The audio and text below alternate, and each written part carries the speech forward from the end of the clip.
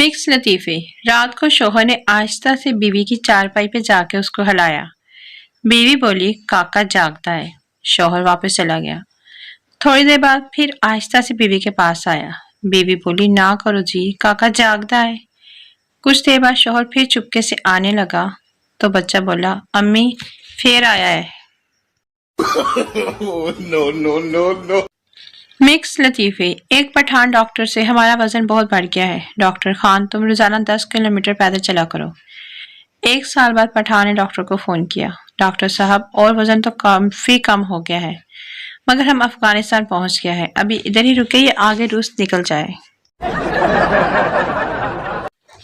Mix लतीफे। बीवियां 2 तरह की होती हैं। पहली, जो शोहर की बात सुनती हैं, उसके ख्यालात को समझती हैं, उससे मोहब्बत से पेश आती हैं, कभी बेजा फरमाइशात से तंग नहीं करती और शोहर के गुस्से को मुस्कुराकर झेलती हैं। दूसरी, वही जो सबके पास है।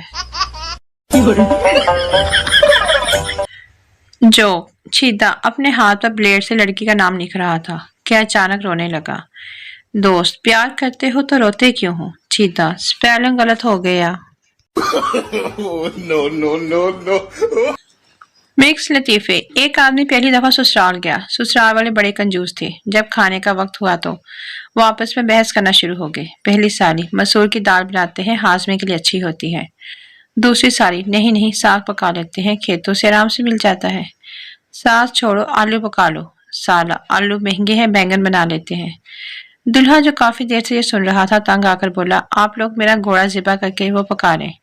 साला, तो दूल्हा भाई आप वापस कैसे जाएंगे? दूल्हा, कोई बात नहीं, मैं इस मुर्गे पर बैठकर चला जाऊंगा जो सामने फिर रहा है।